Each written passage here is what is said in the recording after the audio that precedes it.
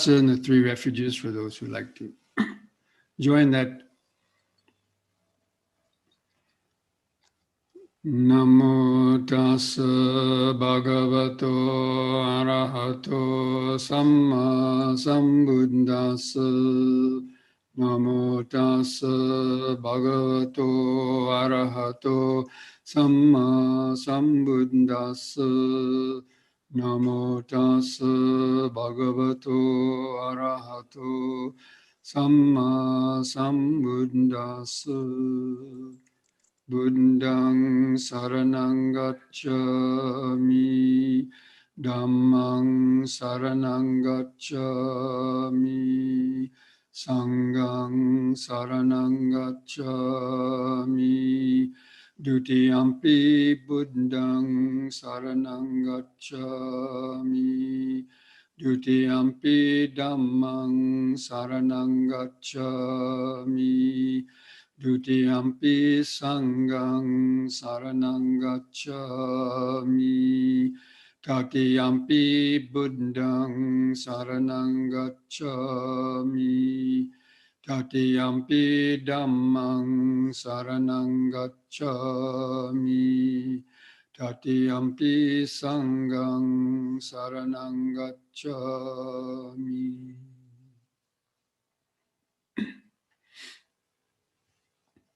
So welcome, friends, to this Wednesday evening Sutta class. And for those who are just joining after some time, we have started the Mahasatipattana Sutta, which is in the Digha Nikaya, number 22. The greater discourse on the establishment of mindfulness, the four foundations of mindfulness. And there's the shorter discourse, which is in the Majjhima Nikaya, M10. And these are kind of identical, except the Mahasatipattana has more details, especially in the last section, on the contemplation of the Dhamma, and especially of the Four Noble Truths that we'll get to later. And so last week, we got through the introduction and the mindfulness of the breathing section. And we saw that, in the introduction, and in the mindfulness of the breathing, the first one was to establish a good posture and to keep the back straight, and then establishing mindfulness up front, and then developing the mindfulness of breathing, ideally up to the level of the first jhana, concentration. Although, if one doesn't reach the first jhana, even some lower levels of concentration are okay, but the first jhana is normally considered to be the the completion of the mindfulness of breathing in the minimal level, and the fourth jhana would be in the the more developed level by developing concentration and on the mindfulness of the breathing. Also, it's about learning how to get grounded and centered in the present moment, in the what I call the breathing body, and that's what we're going to go into next. So this second part of the mindfulness of the body is called the contemplation of the four postures. So again, the mindfulness of breathing plays the important part.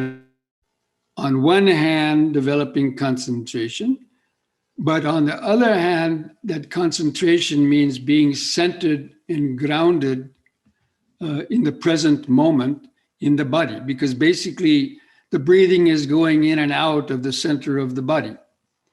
That means the expanding and contracting sensations of the breathing, or even if you're contemplating the breathing going in and out of the nostrils. But, it gets the attention grounded up front and in the center in the body. And then so the four postures is simply a continuation of the mind being attentive in the present moment. So when walking, a person understands, I am walking. When standing, they understand, I am standing. When sitting, they understand, I am sitting. When lying down, they understand, I am lying down. So however the body is disposed, that is the person's mindfulness. So basically, it's in that sense, it's about being continually mindful of the present moment. As I said before, the body is always in the present moment. It's more difficult to observe our mind in the present moment because our mind is moving too fast. So this is a gradual training of keeping the mind grounded in the body. And so at any one moment, the body is in one of those four postures. It's either sitting, standing, walking, or laying down, or doing other movements, but that occurs usually in the standing or sitting position as well. So it's just a way of being more continuously mindful, not only on the breathing. And some people may have difficulty just only contemplating on the breathing, but also to be aware of the body itself, the physical body. And if you could always remember that, now I'm sitting, standing, walking, if you could always have your mind remembering any of those postures, then basically you would be continually in the present moment. So even though it sounds quite simple, as most of you know, it's not that easy to develop that kind of continuous mindfulness.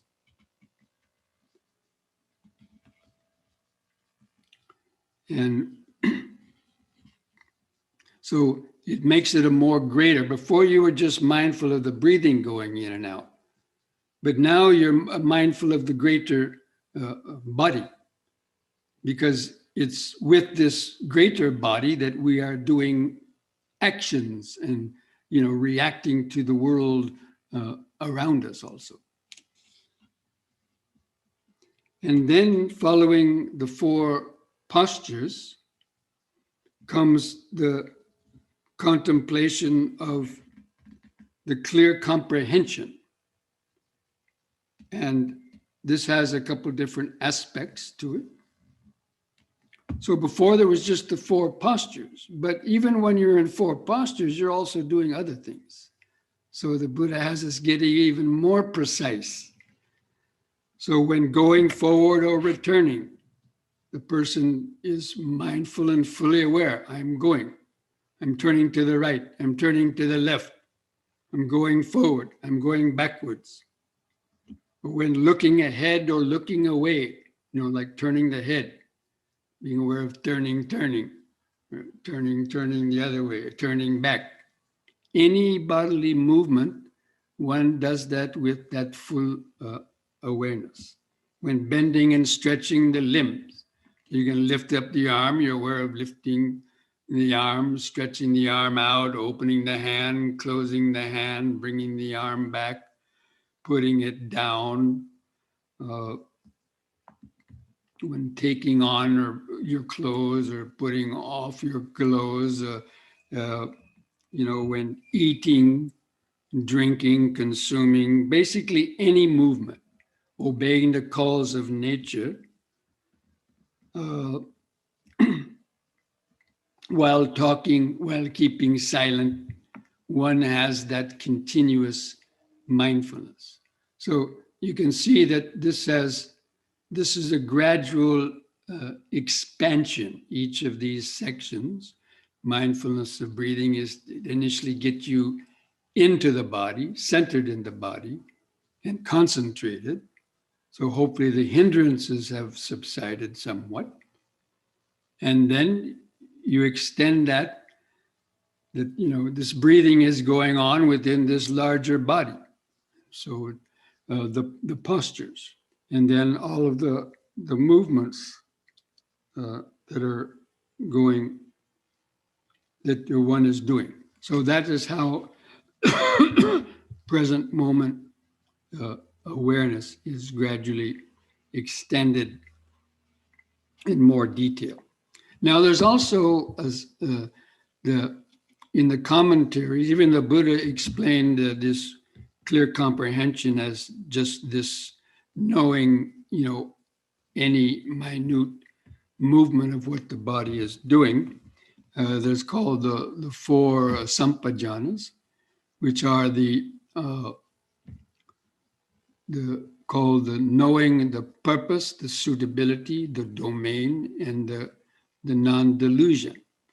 So when we're using this body, whatever we're doing, we should ask ourselves, is what I'm doing now, what is the purpose of what I'm doing now? Is it in accordance with the Dhamma? So one should understand why one is doing this. Is it doing it to increase your mindfulness and attention and understanding, or is it doing it to indulge in your negative thoughts and passions and emotions? So, understanding what is the purpose of doing this. Such as if you notice yourself, you have to go to the bathroom. What is the purpose of my getting up now? Well, the calls of nature have come, and if I don't do this now, there's some accident might happen. And so one understands that one is going, there's the purpose for that. Or if you're going to the kitchen to eat something, what is the purpose of my going to the kitchen?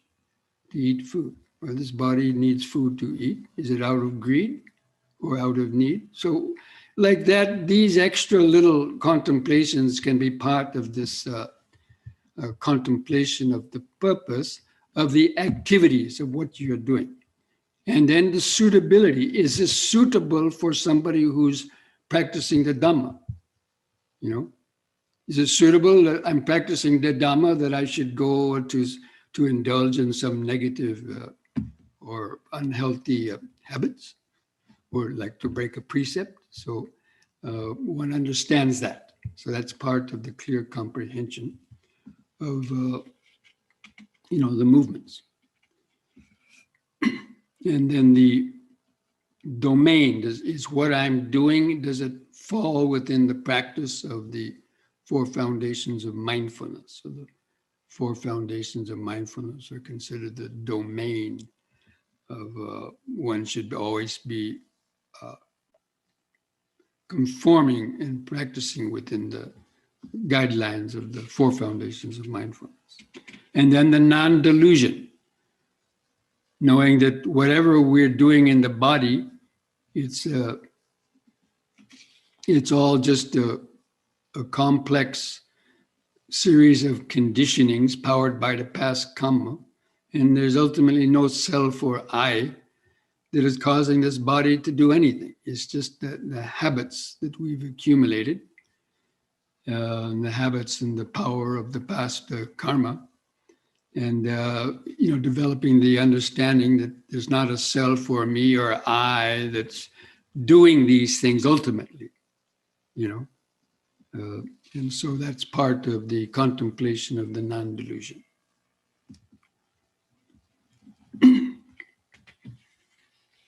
But again, all of that is about contemplating, in the present moment.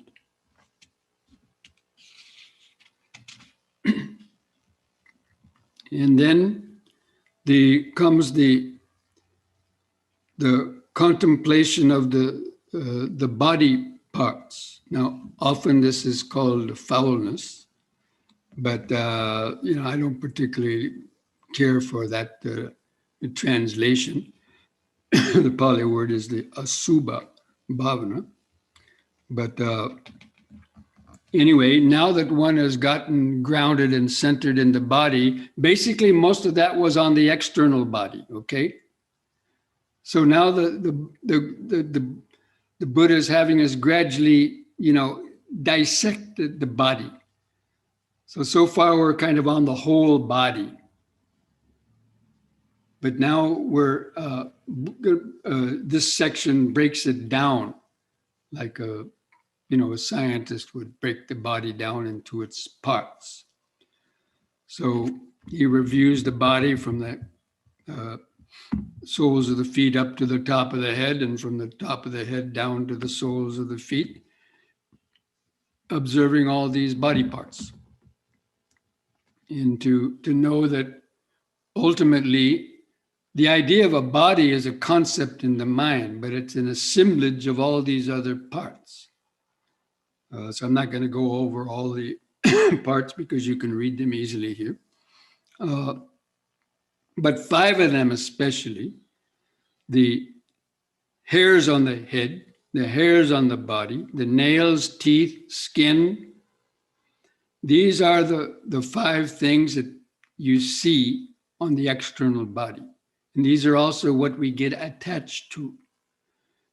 And whenever you become attracted to a person's body, usually it's because, oh, look at beautiful, perfect teeth they have, or beautiful, nice, tight, creamy skin, or their eyes, or, their hair, and then their nails. But as we all know, we have to keep cleaning these things and taking care of it because ultimately they aren't anything really necessarily beautiful. These are all just contrived kind of judgments and so on in the modern world.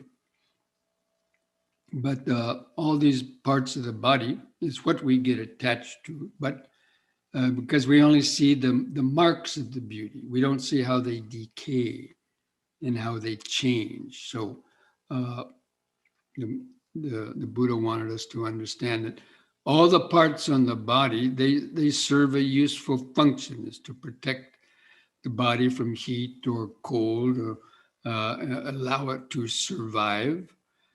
And then all the internal organs, they're working properly. They keep the life of the body going. But they're all subject to impermanence and change, and old age and death.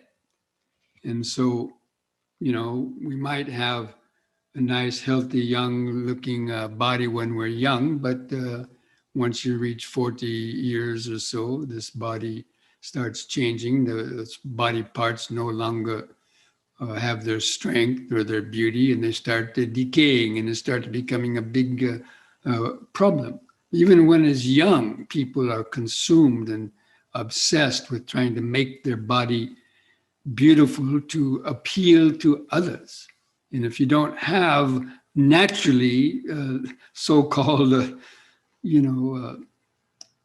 attractive features, then some people might feel disappointed, or they want to spend hundreds of thousands of dollars trying to, improve their body. So it's kind of a reality check. The Buddha had us do this contemplation to develop some detachment to the body and see it as just having a utilitarian function, which is to support the life of the body. And what is the purpose of having the body? The purpose would be to practice the Dhamma from the Dhamma point of view, of course. So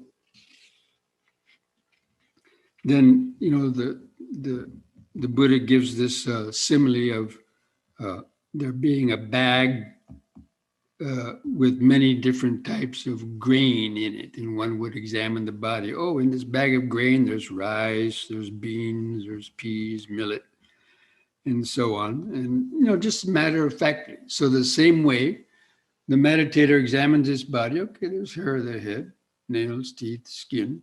They all serve a useful function. But so what? And they're subject to impermanence. So we also try to take care of them, not to cause them, because they affect our life. If they change and stop the working and get the damage, then it causes us other problems. So we also need to keep the body in a good working order through our mindfulness and not doing anything necessarily that would harm the function of all these different body parts. But as we know, all of them are subject to disease and change, and people will die when these body parts are, reaching the end of their usefulness. So basically, and while you're doing that, you're also staying in the present moment, because all these body parts are here in us in the present moment. So it's enabling us to continue to stay concentrated and focused in the body and in the present moment. But in understanding that, as they say, this body, emits odors, and we have to keep scrubbing it and cleaning it, and so on. And so, it's not to be get too attached to the body, but also to keep it in good working order and know that we need this body in order to practice the Dhamma.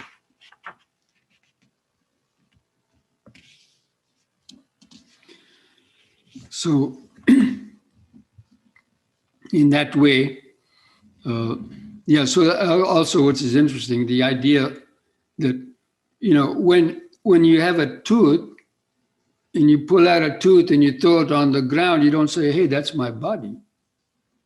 Or even if you see a bone laying on the ground, or if something is severed, your hand is severed, a leg is severed, or some people, it gives a simile of a cow being butchered.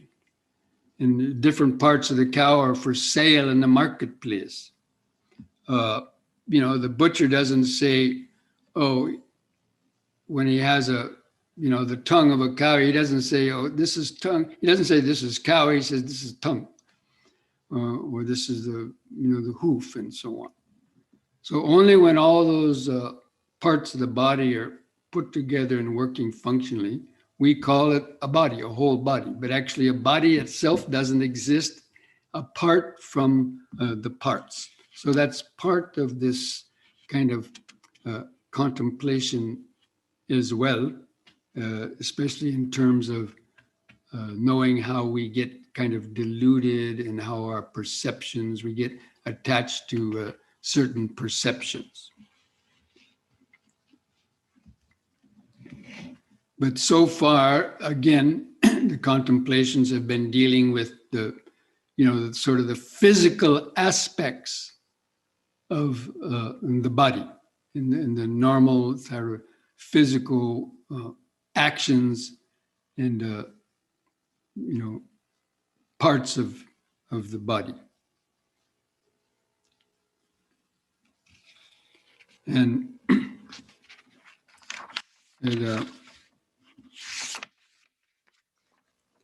I want to add to this, after each of these sections, I think I explained this on the mindfulness of breathing. So in each of these sections, the 4 postures, all the clear comprehensions of the movements and these body parts, the Buddha finishes each of these sections with, in this way he dwells contemplating the body and the body internally or externally, or both internally and externally. Or he dwells contemplating the arising nature of the body and the disappearing nature or vanishing nature of the body. Or else there is a body is simply established in him to the extent necessary for bare knowledge and mindfulness. And he dwells independent, not clinging to anything in the world connected to these aspects of the body, or anything else for that matter. That too is how a person dwells, contemplating the body in the body. Because all these different body parts and functions are within the, the larger body. So he can contemplate them externally, is when he sees somebody else, he's, that person's sitting, that person's standing, walking, that person's moving around, or that person's 32 body parts. So it's contemplating it externally means that we're developing we're seeing the Dhamma in a more universal thing, that it's not just within us, that our body is impermanent.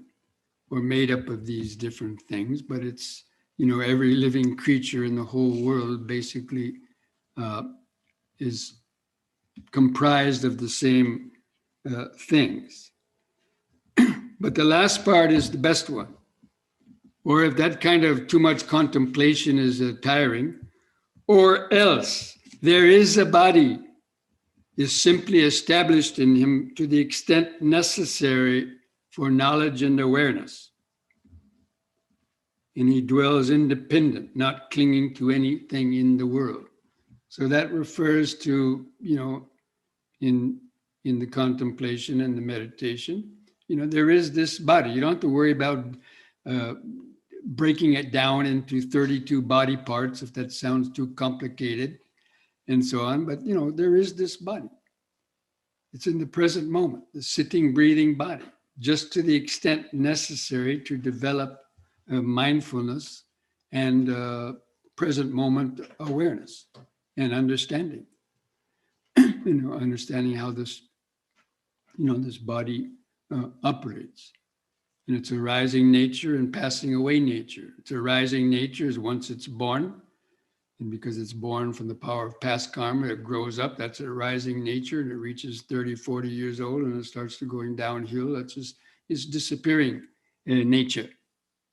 Well, of course, it can happen a lot faster than that, but that's just one kind of example.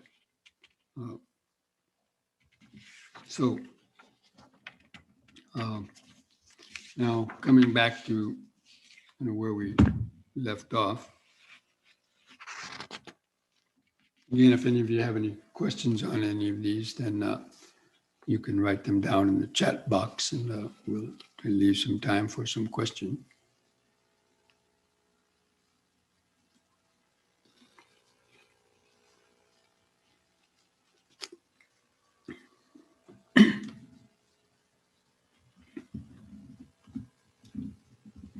Now, this next section is the section on the four elements.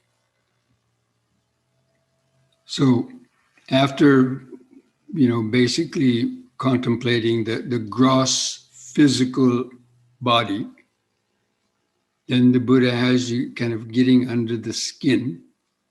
Of course, he did that also in examining the various organs like the heart and liver and kidneys and so on.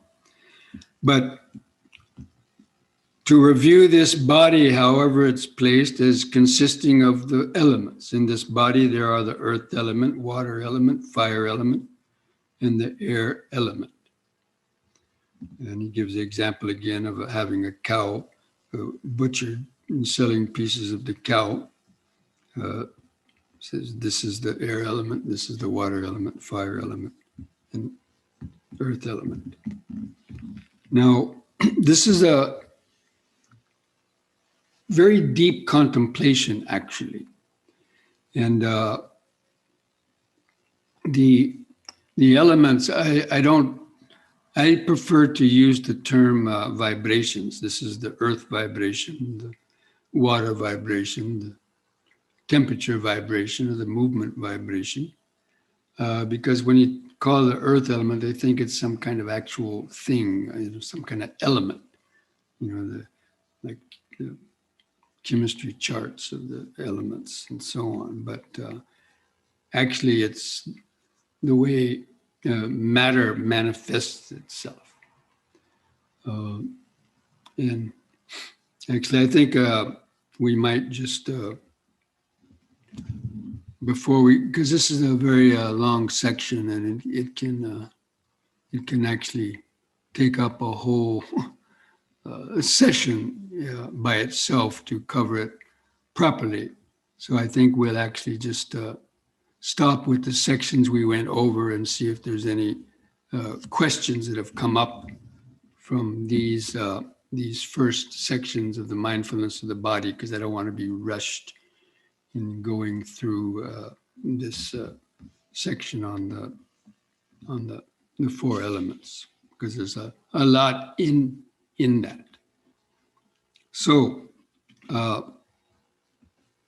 now, so I'd like to open it up now to any questions that you have so far on any of these sections, with the mindfulness of breathing, the mindfulness of the four postures, of the movements, the four sampajanas, the clear comprehension, and the 32 body parts contemplation. So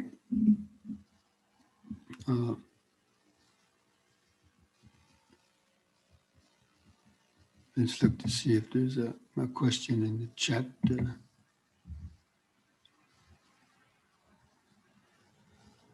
Is clear comprehension a thinking process or just bare awareness?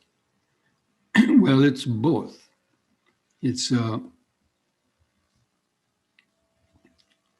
first there's awareness of what one is doing, but then the analytical part can come into it again as the purpose of what one is doing, because especially it's because of the to combat the negative intentions that we do. A whole practice of Dhamma, or you might say 80-90% of the practice of Dhamma is about purifying greed, hatred, and delusion, right? It's about purifying one's karmic actions and to purify the intentions of why we're doing things, because so much of what we do in the body is based on greed or attachment or anger or aversion in one way or another. Like, why am I scratching my head right now? Because I don't like that itch. I have aversion, the itchy feeling. Okay, well, is that suitable for practicing the Dhamma? No, because you're giving in to something that's not very important. Develop your patience. Change the habit. Weaken the negative habits, right? So most of the Dhamma practice, until we reach a very, very high level, is all about being mindful, especially of our negative things, because that's what brings us suffering. Now, the positive, the pleasurable feelings too, but the negative motivations are the most important. So that is why you have to be clear. Why am I doing this? And you might think you're going somewhere without some underlying motive, but underneath it, there's some greed there, or there's some aversion there. And so this is what we have to be mindful of too, if we want to change the habits. So that's why it requires some thinking in the beginning, because that's the way we know anything is through thinking. Now, there's a purpose for thinking, a right time and a place for thinking. And the Buddha used it a lot, but there's also a time when to let go. And you have to apply you have to apply the antidote. So a lot of our thoughts, or you could say, are unwholesome thoughts. So to apply right effort to abandon the unwholesome thought and the effort to cultivate the wholesome thought. So this requires some understanding also and a limited amount of thinking. But first you're mindful of it. And so therefore to think about why am I doing something, especially if it's negative. Is it suitable? Is it suitable that for my practice, if I just out of overeat or eat the wrong things or go to some places that are going to disturb my mind?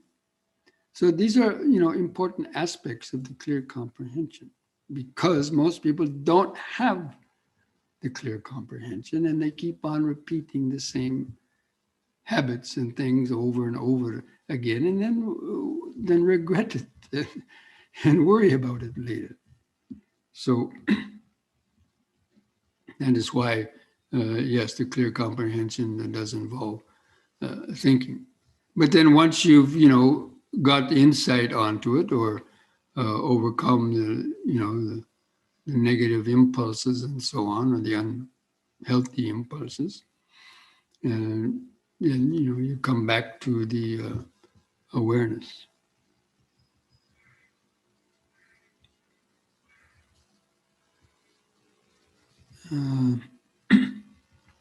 So the question, why is it easier to be attracted by and attached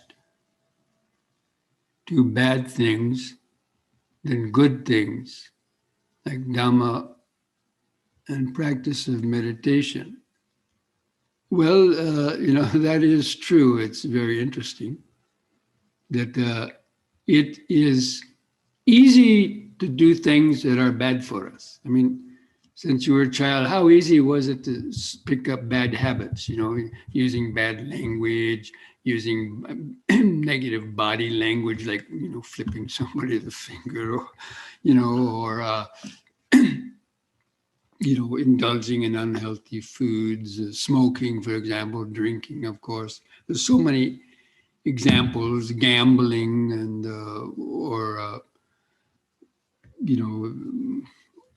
overuse of sexual cravings and so on. So it's easy to do that, but hard to give it up. So it's easy to start kind of addictions and habits, but hard to give them up. And it's hard to start the good things that are good for you, but easy to give them up. For example, how long did you think about, I should do meditation, I should do some yoga, I should, follow a better diet, and people are thinking months and months or years about how they should give up certain bad habits. And then maybe they finally do, where they start meditating, but then any disruption of the life, a person might stop the meditation or yoga practice or study of Dhamma and get distracted for a while, and then very hard to start it again.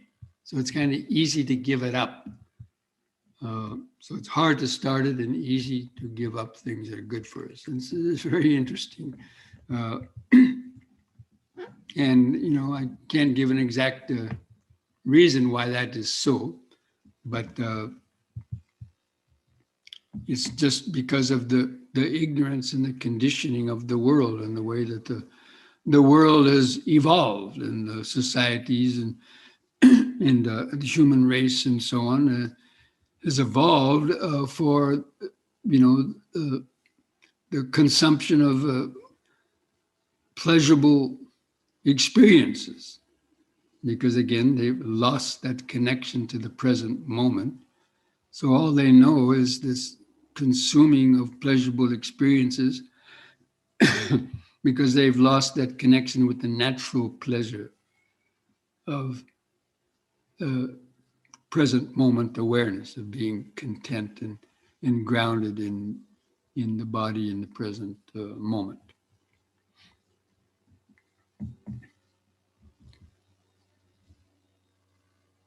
Now, looks like that's the end of the chats. Now, if anybody has a question that they would like to ask just by unmuting themselves, then you could unmute yourself and then ask a question.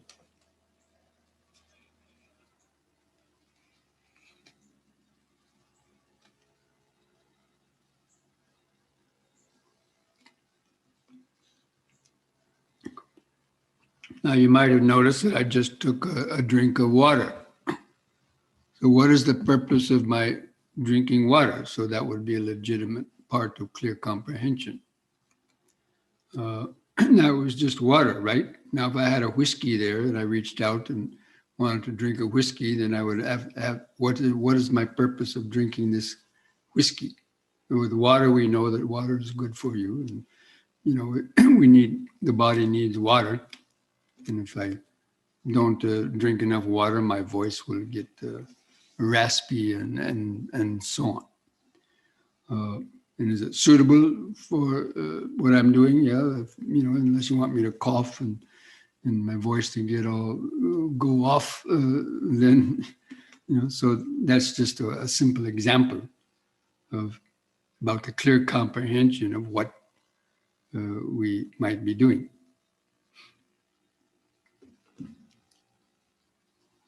So no one has any questions that they want to ask? So if not, then we can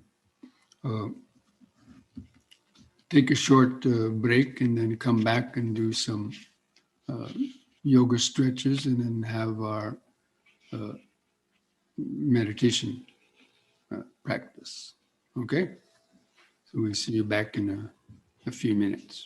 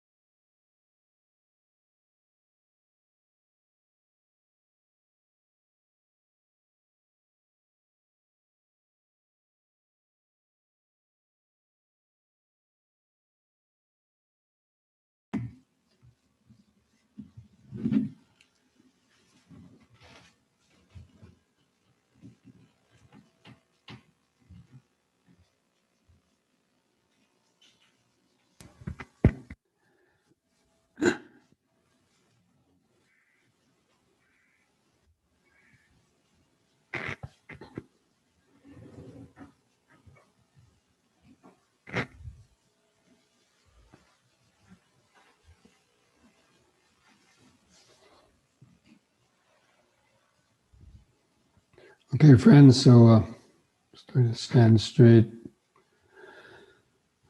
Relax your arms and hands to the side.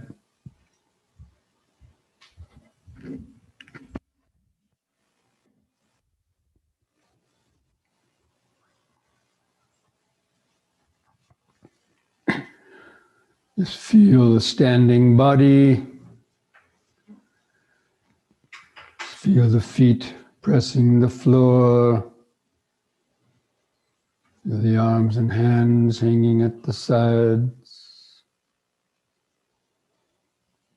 Feel the head balanced on top. Just try to mentally feel the outline of the body. And just know that the body is standing. When standing, know the body is standing. Just remembering it, standing, standing, standing, feeling exactly the way it is. That's that section on the posture. It's not rocket science.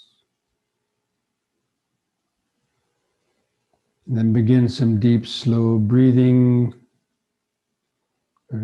Take a few seconds to slowly breathe in, filling up the lungs, holding the air in the lungs for a few seconds. And feel the relaxing contraction of the out breath. It's cultivating this clear comprehension. Breathing in, letting go of the past and future.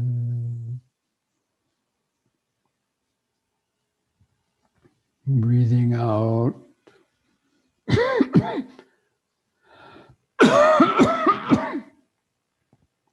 Standing here and now.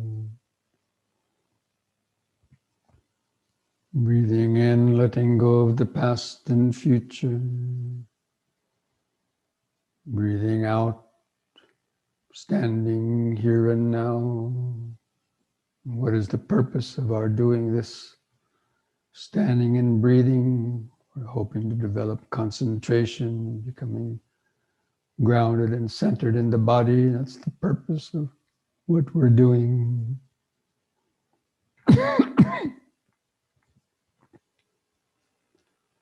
Now, the next in-breath, raise the arms over the head, interlock the fingers, turn the palms up, stretch the head back, straighten the arms, stretch upwards, feel the sensations.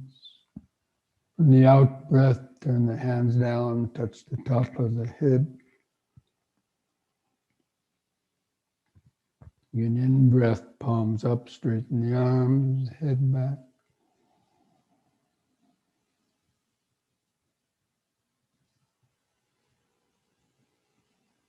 Out breath, touch the head.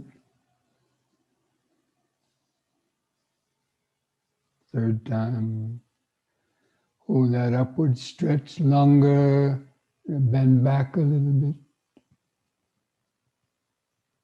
Just feel the sensation. And release your fingers on the out breath, arms back to the side. Just feel the sensation. Relax. You can just remind yourself standing, standing, standing.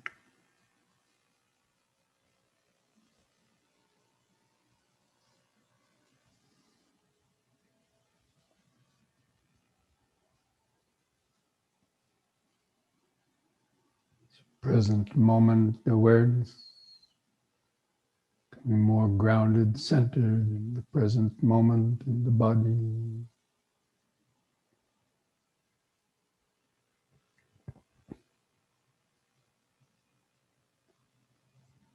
On the next in breath, push up on the toes while raising the arms over the head in this way, facing the hands toward each other, stretch up.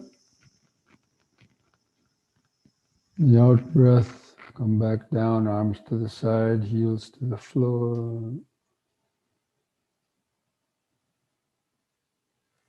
Use the breath to help lift up the body. In breath.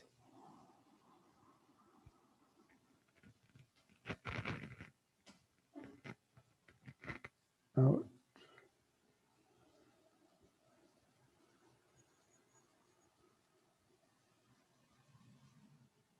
In.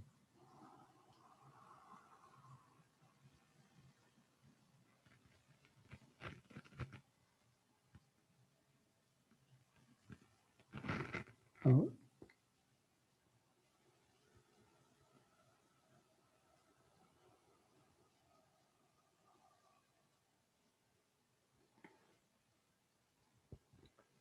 Just keep feeling the body.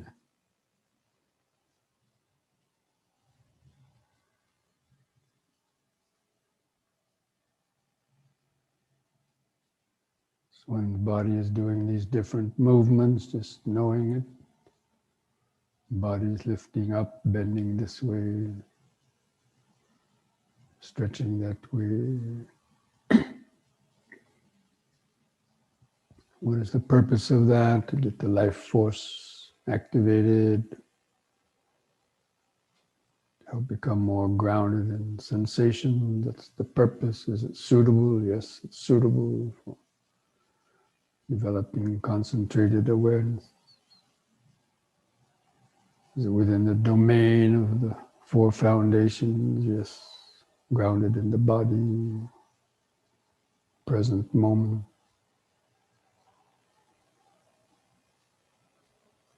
Contemplation of non-delusion. What is this body? It's just millions, billions of cells and atoms vibrating. It's contemplation of non-delusion. One aspect of it.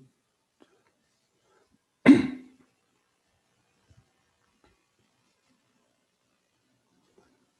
next we'll do the side bendings on the in-breath. Raise the hands up. Keep the fingers and arms straight. On the out-breath, bend over the right side as far as you comfortably can. Feel the stretch. In-breath, lift up. Then the other side, out-breath.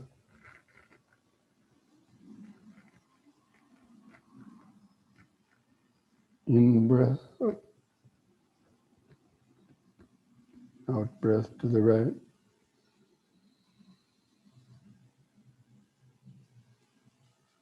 In. Out.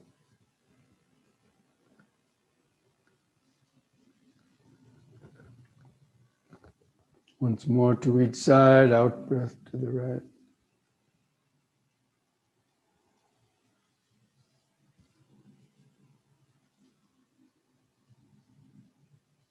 Left.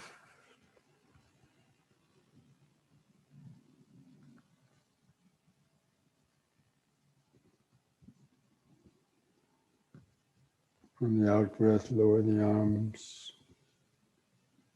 Just relax. Just try to feel the increase of the subtle body sensation, subtle pulsations.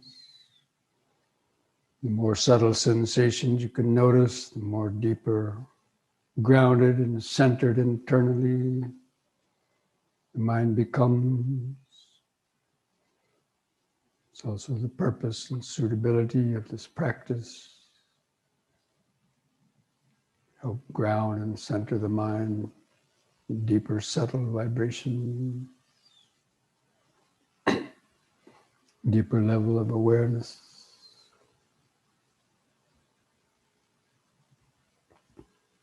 If your body has no sensations in it, then the mind will escape to the past or future, or think about somebody else's body and so on.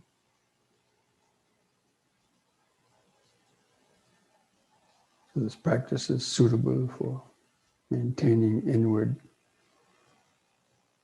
focus and centeredness.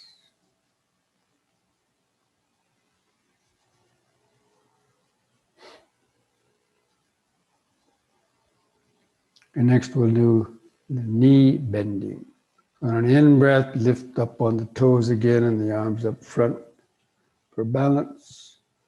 On the out-breath, bend the knees, lower the body down, balancing on the balls of the feet.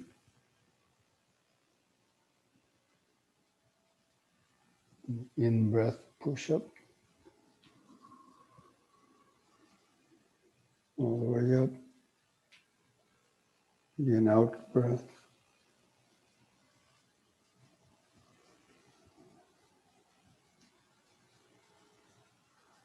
In.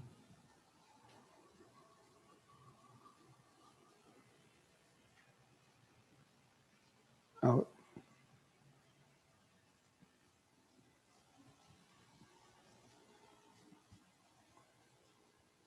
In.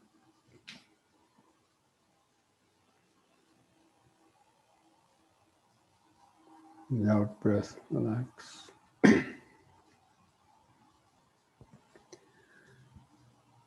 Just feel the increased heart beating. The subtle pulsations. You contemplate body parts also. In this body, there's the heart, the lungs. What's the purpose of them? To keep this body alive.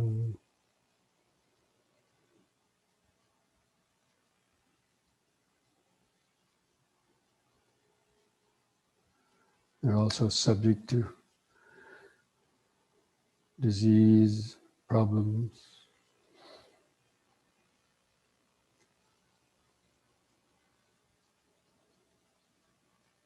But they serve a useful function, so we should keep them in good working order, otherwise our Dhamma practice becomes more difficult.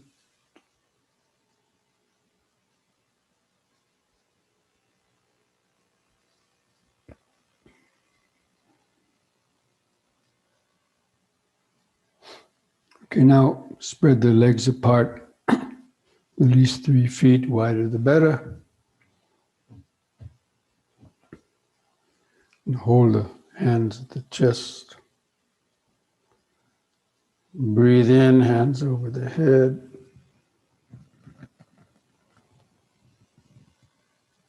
On the out breath, hands to the chest and bend the knees, lower the body down.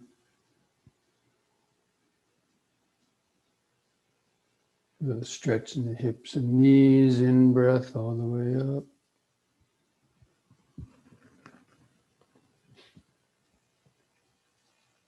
Out.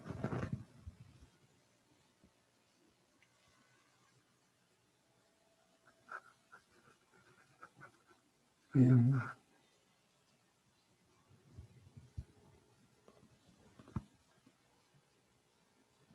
Out.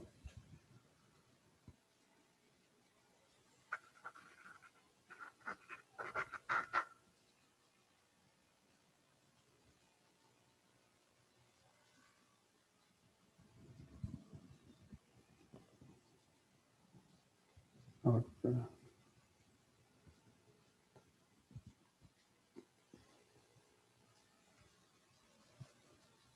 Just keep feeling the body with each exercise. Produces different sensations. To be able to feel the different sensations, deep level of awareness, concentrated awareness.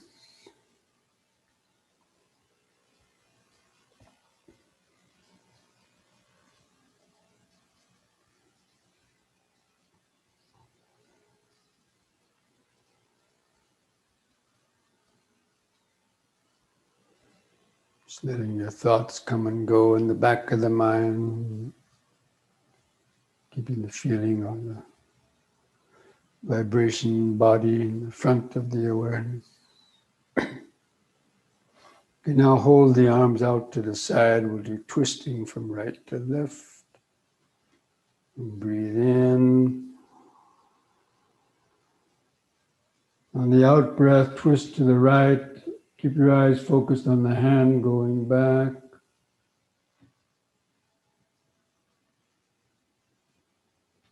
On the in breath, come back to the front. Let the feet turn with the body, and then next out breath to the left.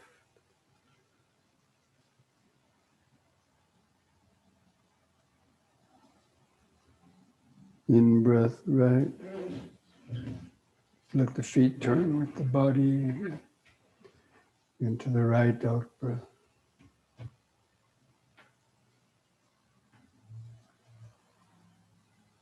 In.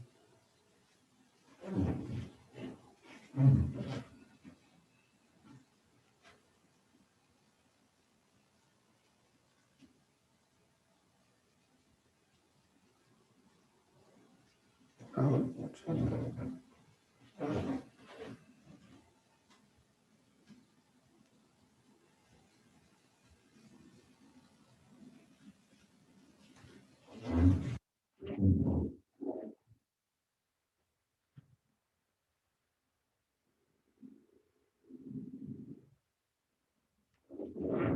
And relax.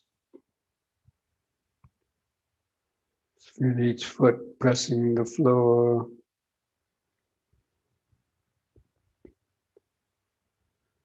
Don't give the mind time to get lost in thoughts. The body's always here, standing.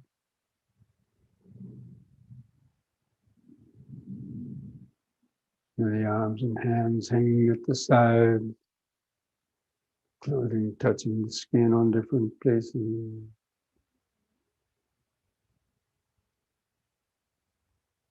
The head balanced on top.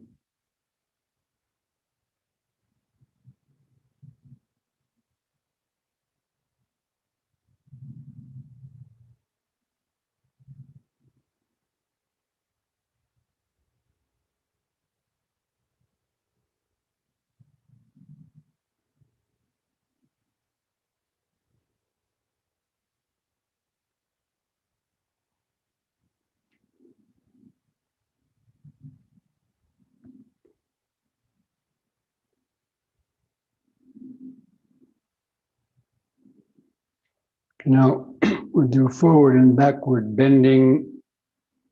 And be careful with the back bend. Don't bend back too far the first time. Especially when coming up from a back bend and aware of the body shaking.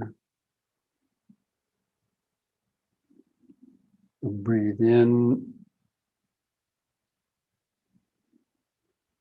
On the out breath, bend forward. Let your hands slide down the front of the legs to the knees. Keep the head up, looking out straight ahead, and try to flatten the spine, arch the spine downwards to get the hump out of the spine.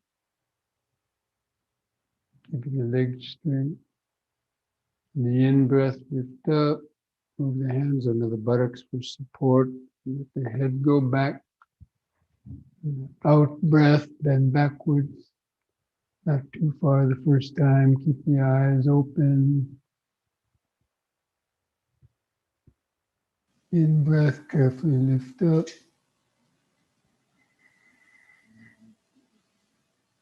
And the out breath again, bend forward. Let the hands come down below the knees. Still keep the head up. Keep the back flat.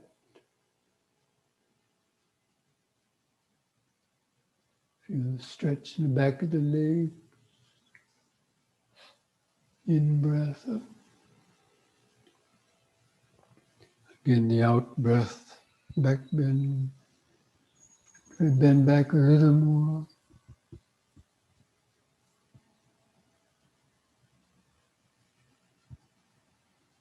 In breath up.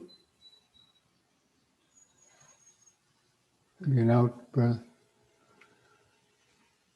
So let the hands come down as far as you can toward the feet. Still keep the head up and hold that position longer. Feel the stretch in the back of your legs.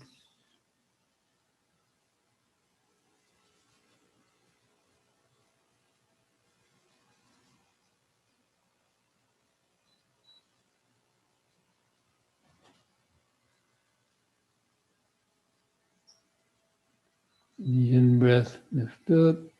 Once more, the back bend. Be careful.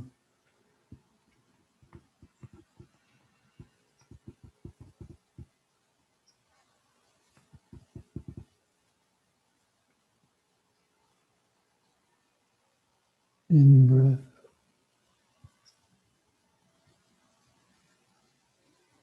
And the out breath, just relax. Feel the whole body.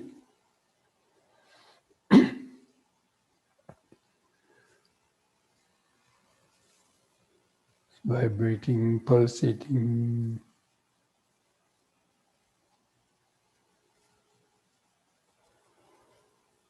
Here and now, present moment awareness,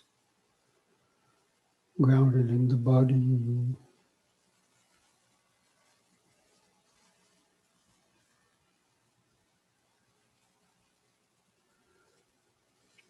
Now bring the feet and legs back together. Do one last exercise, the head turning from right to left. And just try to stand straight with the chin level to the floor. On the in-breath, turn the head to the right as far as you comfortably can. Try to look over your right shoulder. On the out-breath, turn 180 degrees back to the left. Look over the left shoulder.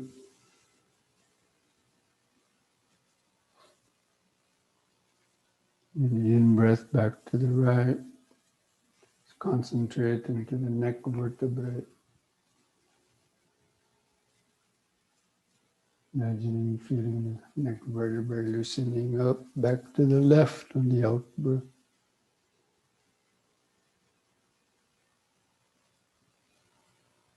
In breath, the right.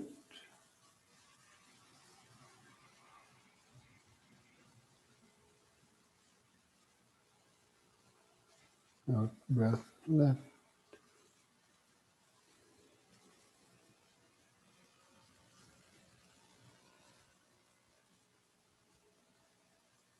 On the in breath, let the head stop in the center. Feel the whole standing body. When standing, know the body is standing.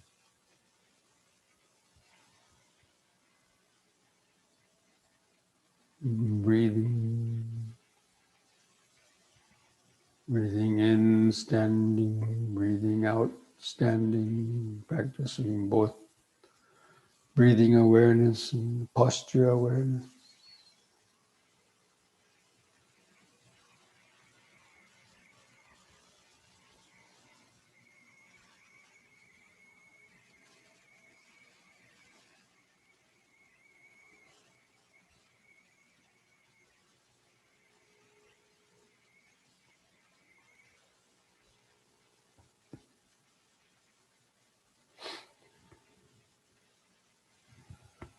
Okay, so now we'll come back to our seats, get ready for the sitting meditation awareness.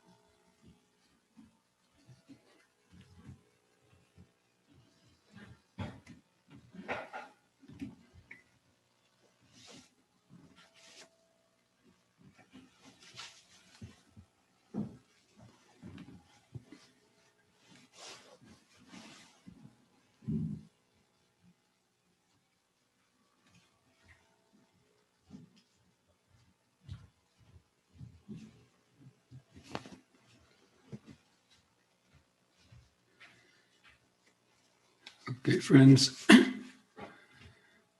we'll start our sitting meditation. So let's try to sit in a comfortable but straight posture.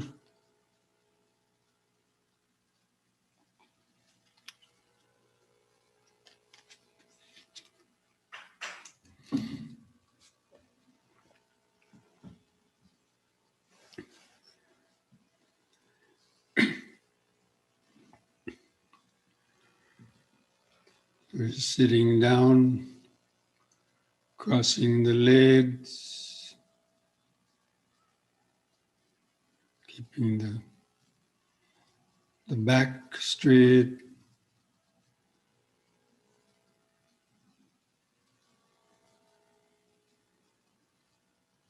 Setting up mindfulness in front.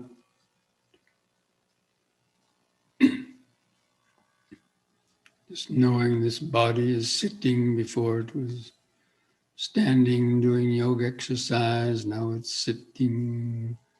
What is the purpose of this sitting? It's to practice meditation. Is it suitable? Yes. Suitable. Fall within the domain of the four foundations? Yes.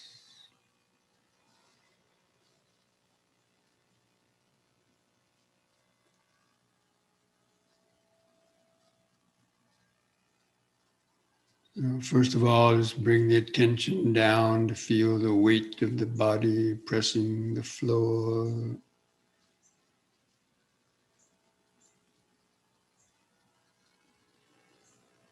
Just feel the bottom part of the body pressing the floor, the feet, the legs, buttock. It's the earth element vibration.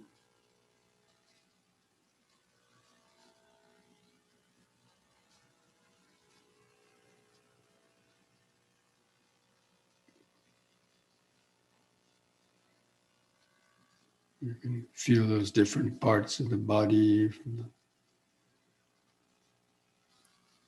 the feet up to the head.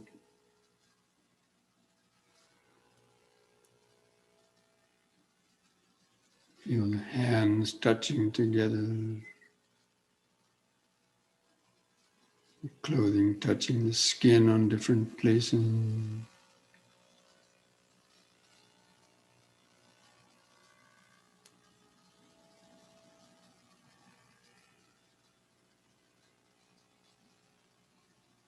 Feel the weight of the arms hanging from the shoulders.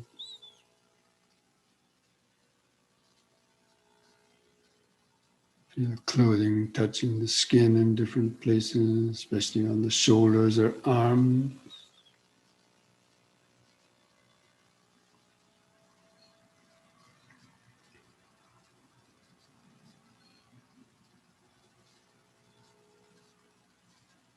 Feel the head balanced on top.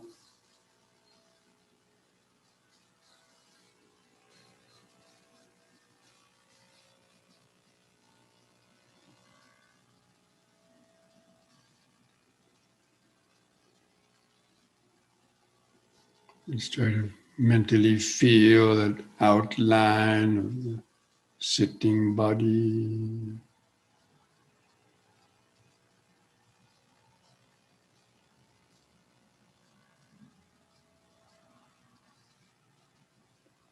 And then begin taking some long breaths. Just take a few seconds to expand the abdomen, rib cage, and upper chest. Hold the air in the lungs a few seconds and slowly breathe out. Just take a few deep, slow breaths like that.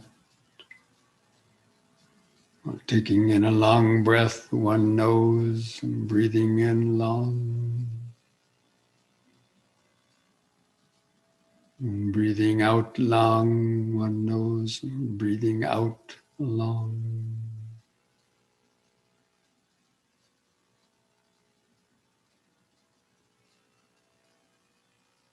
Just get a feeling for a long breath.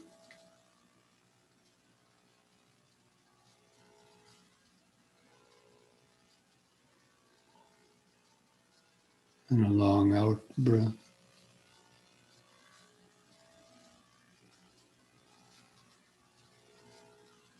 Especially with each out breath, feel the body and mind relaxing, becoming more centered in the body, in the present moment. So breathing in, sitting. Breathing out, sitting. Let's try to count our breaths from 1 to 10 to develop a better concentration. Still taking some long breaths. On the next expanding in breath, count 1.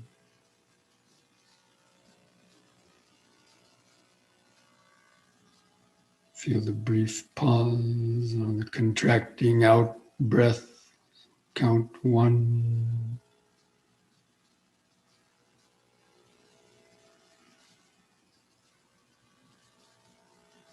The next in breath, 2.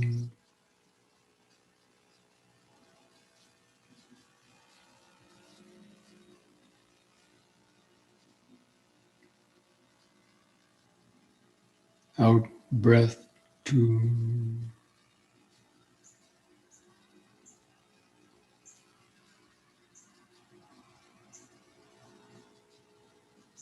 In breath, 3.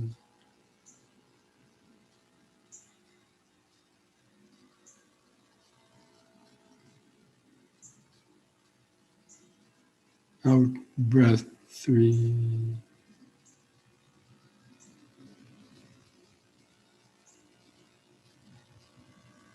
In breath, 4.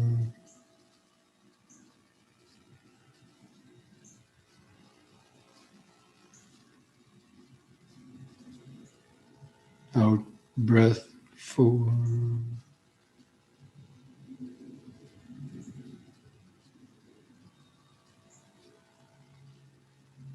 In breath, 5.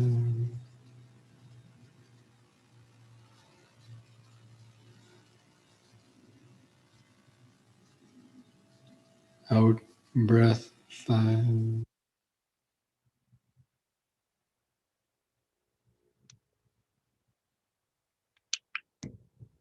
In breath, 6.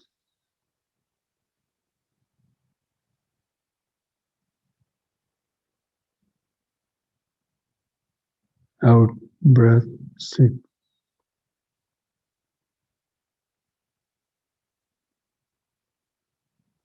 In breath, 7.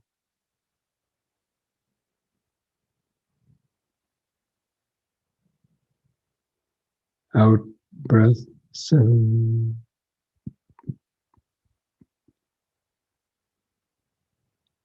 In breath, 8.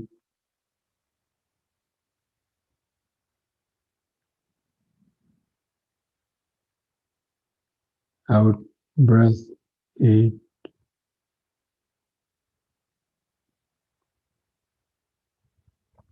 In breath, 9.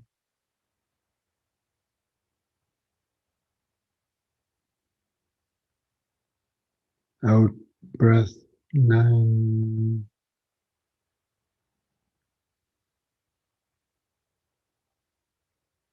In breath, 10.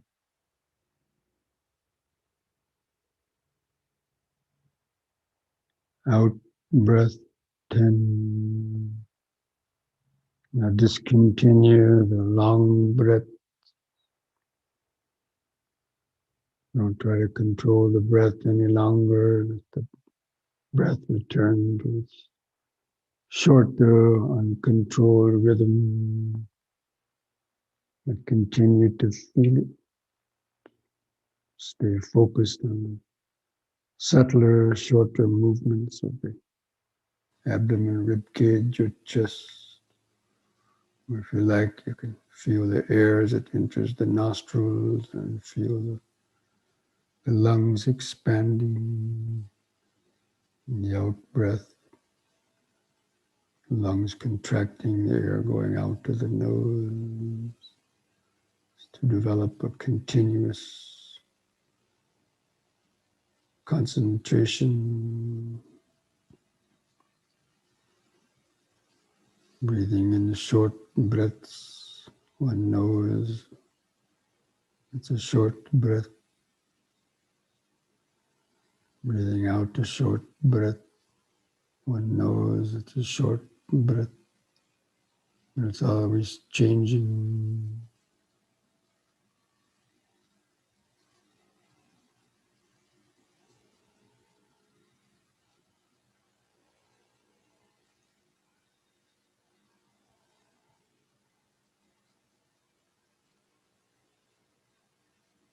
And feeling the whole breath body, feeling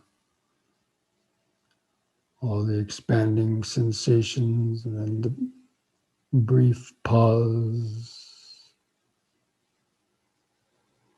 even if it's just for a microsecond, then the out breath and the brief pause. It's feeling the whole breath body, the 4 phases of the breathing. The in breath, the air in the lungs for a second, the out breath, brief pause before the next in breath.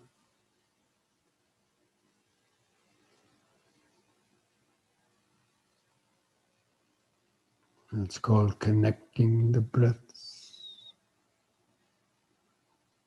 connecting the last out breath to the next in breath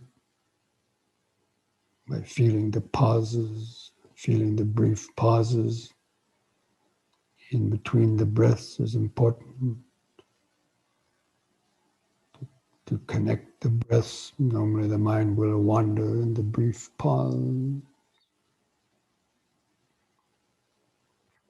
because we're not used to paying attention to the pause. If you're aware of the pause, you'll be there for the start of the next in or out breath. Just be like a scientist looking down the microscope, observing the breathing process.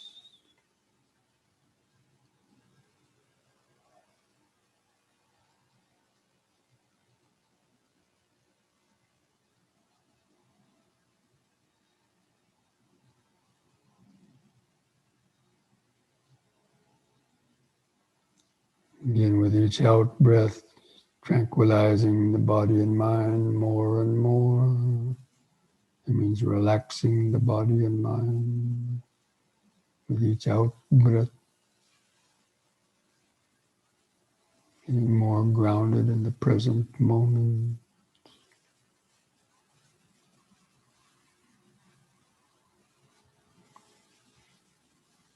Tranquilizing the body process, breathing in. Tranquilizing the body process, breathing out. One trains oneself.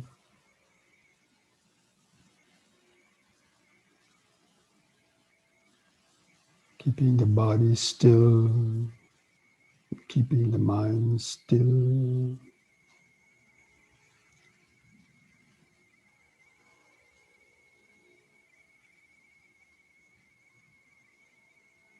Reducing the need for oxygen. The body is perfectly still, not fidgeting, moving around, scratching or itching things. The mind can also calm down. Just feeling the pleasure of this present moment awareness. The mind loses interest to think about greed or hatred, be restless, or have doubt. You overcome sleepiness.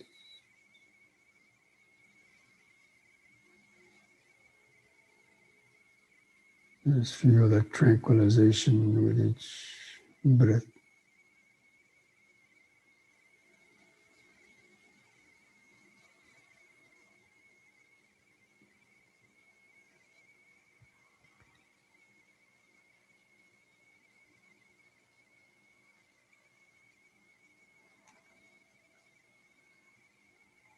Then further, know the body is sitting. So around this breathing body is the sitting body. Breathing in, sitting.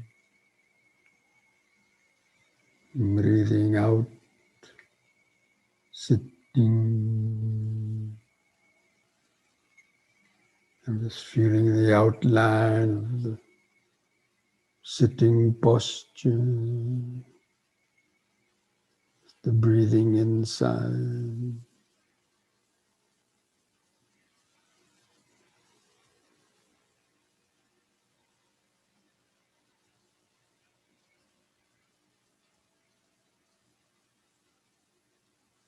What is the purpose of sitting this way? Purpose is to develop meditation, to develop mindfulness and concentration. This posture, concentration suitable for that? Yes. Is it within the four foundations? Yes. Practicing mindfulness of breathing, mindfulness of posture.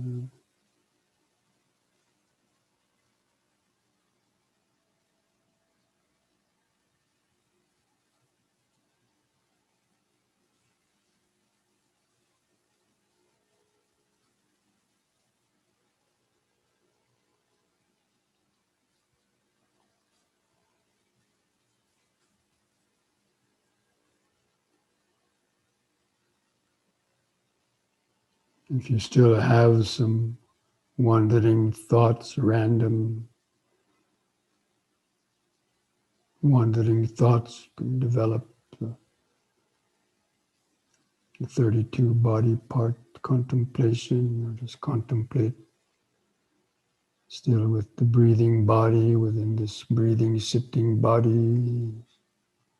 The outside, there's hair of the head, hair on the body, skin, nails, teeth. They all serve a useful purpose. They're also subject to change and decay and problems.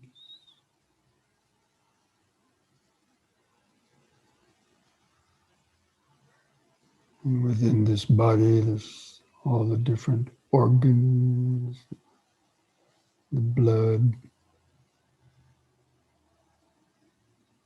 help keep this body alive.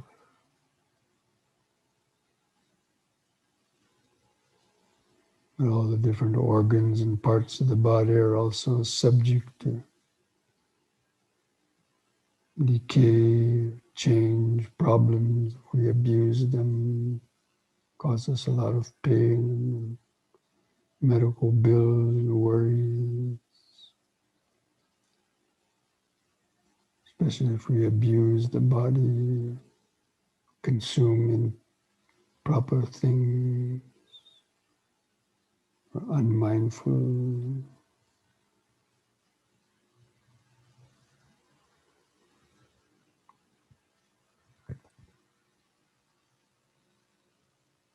Or simply there is this body just for the sake of knowledge and maintaining present moment awareness.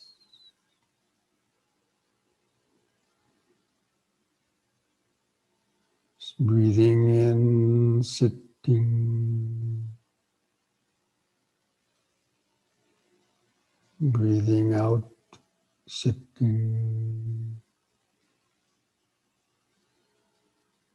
Remaining detached and aloof for not hankering for anything in the outer world.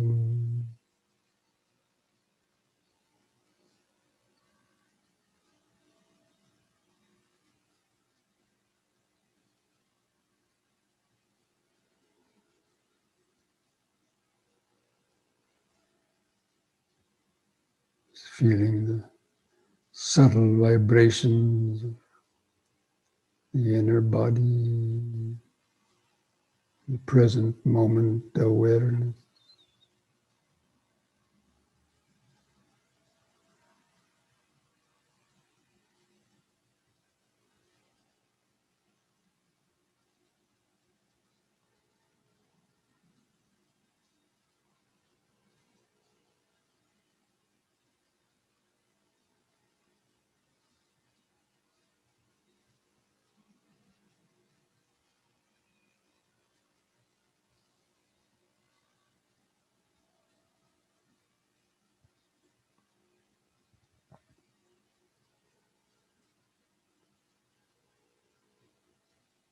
Just keep working on maintaining mindfulness of breathing in the sitting posture.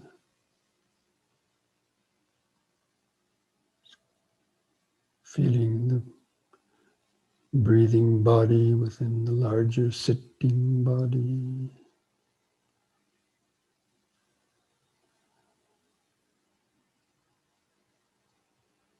Breathing in, sitting. Breathing out, sitting. Just keeping the body erect. The body is slouching. Straighten up the body to keep the nervous system, the spine erect and open. Feeling the subtle vibration.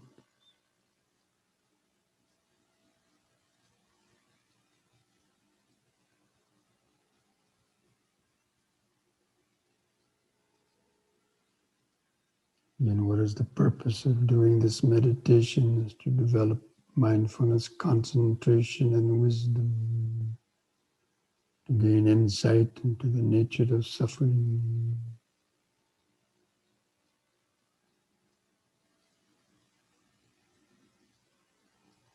Is this posture suitable for that practice? Yes, because it's the laboratory, it's our laboratory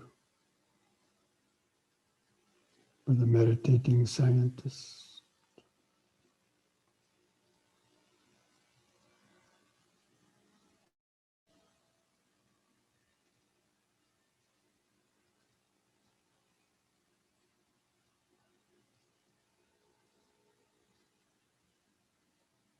In the contemplation of non-delusion, this body has come to be because of our birth. The power of past karma has given rise to this new birth and body. The arising factors, being born, have to eat food, grows up.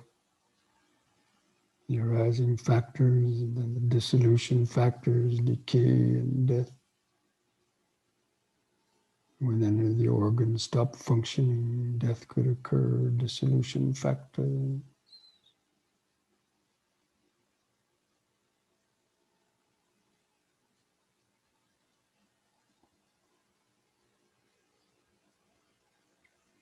Death could happen at any time, so many causes and conditions. The dissolution factors of the body.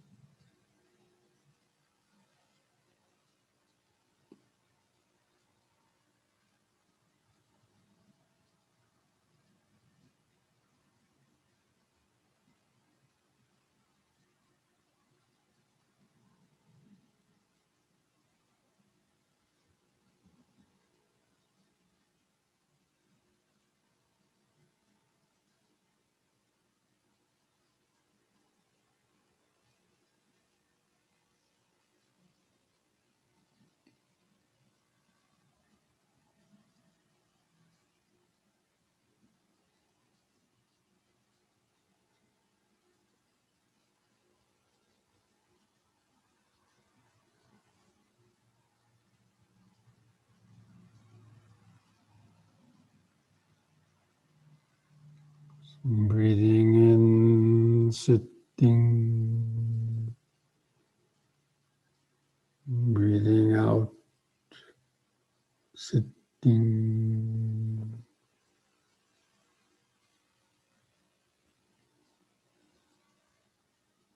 For the purpose of developing mindfulness and knowledge about the true nature of the body and mind.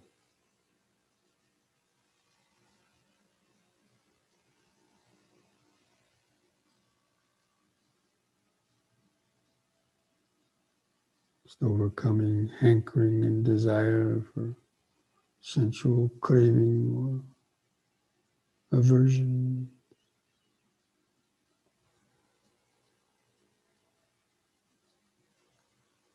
It's cultivating the middle path awareness, the mind grounded in the middle, resting, not going out to pleasure, not going out to pain. Present moment tranquility.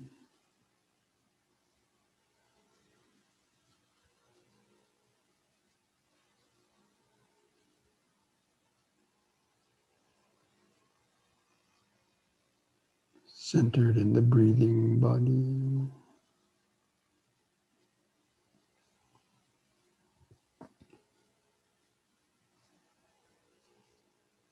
Feeling the subtle vibration.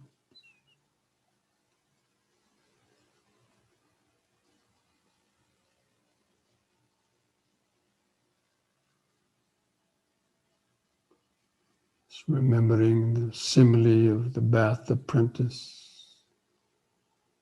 Just feeling as though the body was immersed in a warm bubble bath. Just feeling the subtle vibrations vibrating all over the body.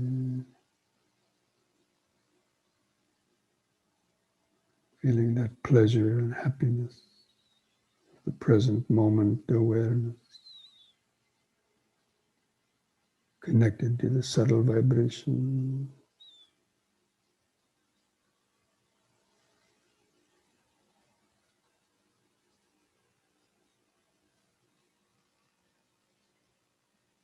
Having developed, applied and sustained thought to sitting and breathing.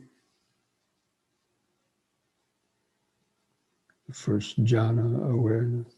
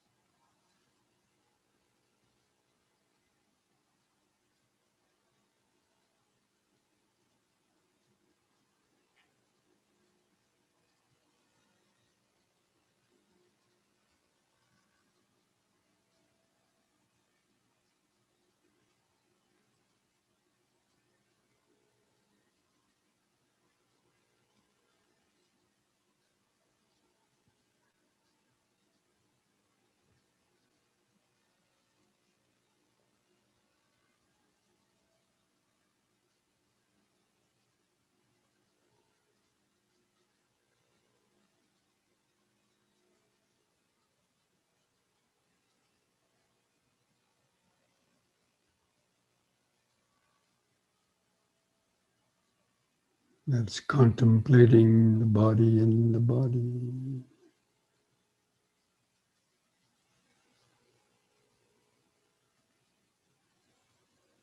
overcoming hankering and dejection for the world.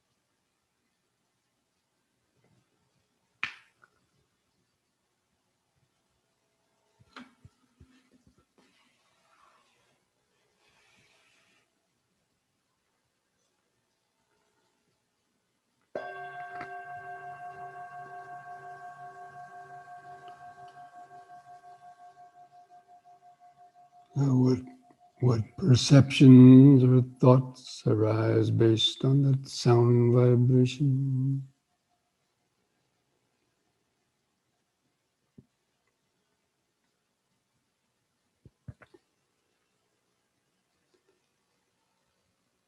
Dukkha pata ca nidukkha bhayapata ca nibbaya sokapata ca nisoka ontu sabbe pipanino.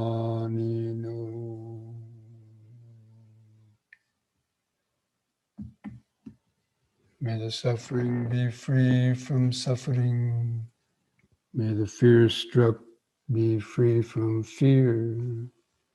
May the grieving be free from grief. In this way may all beings live.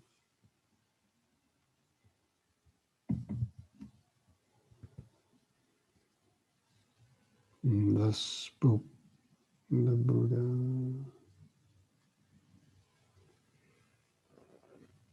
Now let's close the meditation by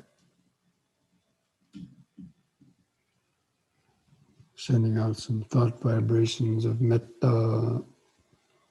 Let us keep feeling the body, and again take some deep, slow breaths.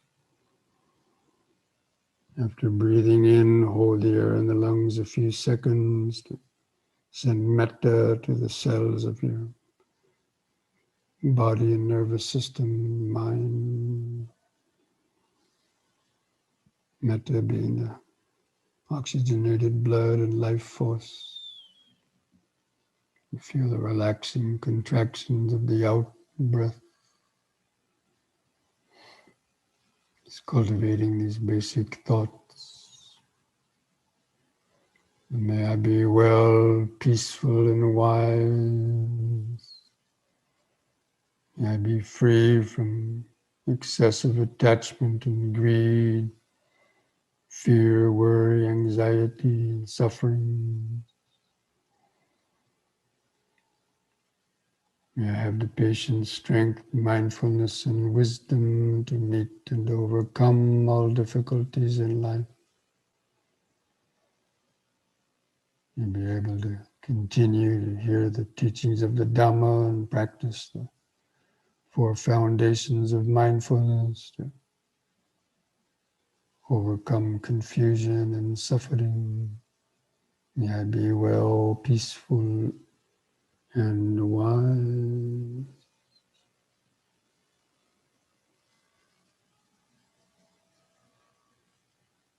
In the same way, sending out these thought vibrations to all your other family members, even if they've passed away, wherever they might be, friends, your colleagues that you work with, other people that you've known. May all of them be well, happy, and peaceful, free from greed, hatred, fear, and ignorance, free from the pain, sorrow, and sufferings of body and mind brought about by their unskillful thought, speech, and action.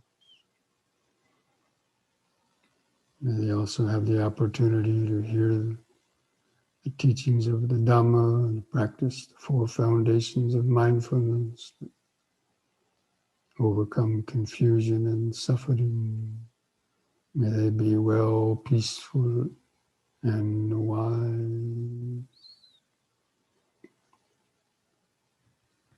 And just keep taking a few more deep, slow breaths, sending out these same thoughts of metta, best wishes to all living beings throughout the whole world.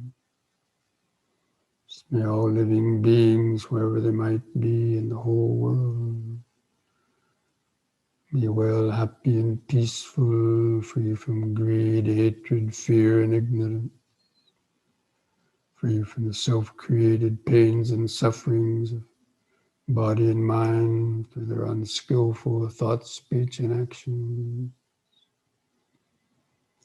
May all beings have the patience, strength, mindfulness, and wisdom to meet and overcome all difficulties in life. May all beings be able to hear the teachings of the Dhamma and practice the four foundations of mindfulness to overcome confusion and suffering. May all beings be well, peaceful, and wise. May all beings be well, peaceful, and wise. May all beings be well, peaceful, and wise.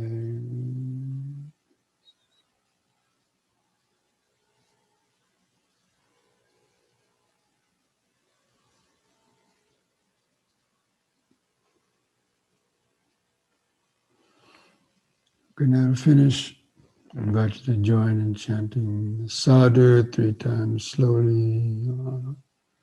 Do the chanting on a long out breath. So breathe in long.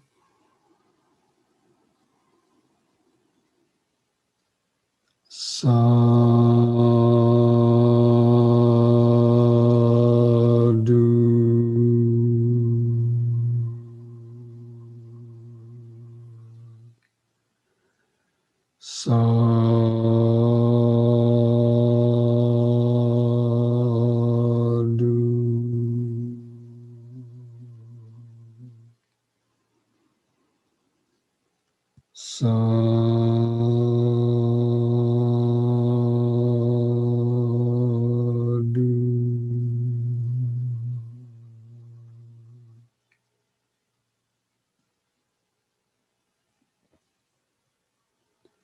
Again, place the hands at the edge of the knees. Take one more deep breath. Stretch your head back. Pull against the hands on the knees. Arch backward.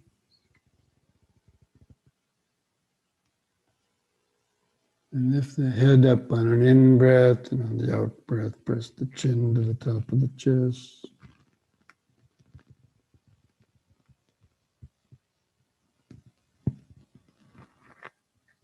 In the in-breath, lift the head up level. The out-breath, relax, put a smile on your face.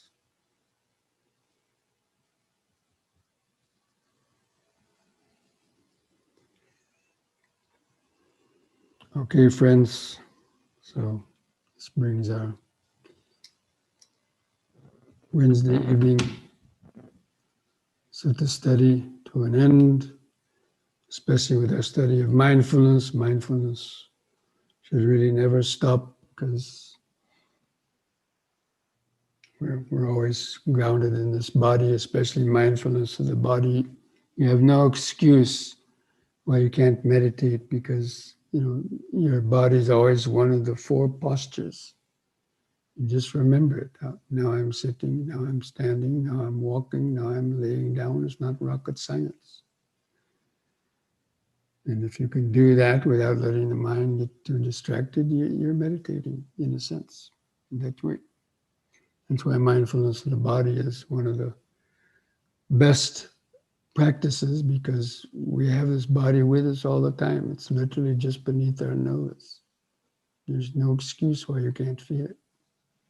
Now, if I tell you to visualize a Buddha field with 100 Buddhas, that may be more difficult, or something like that, or to feel some tiny atom inside your body or to visualize something. Some people can't visualize it. Anybody can feel and remember. So anyway, that's my advice for this week. As long as we're studying the mindfulness of the body section. Okay, so next week we'll continue or finish our study of the mindfulness of the body, although it never finishes. The section on the 4 elements, cemetery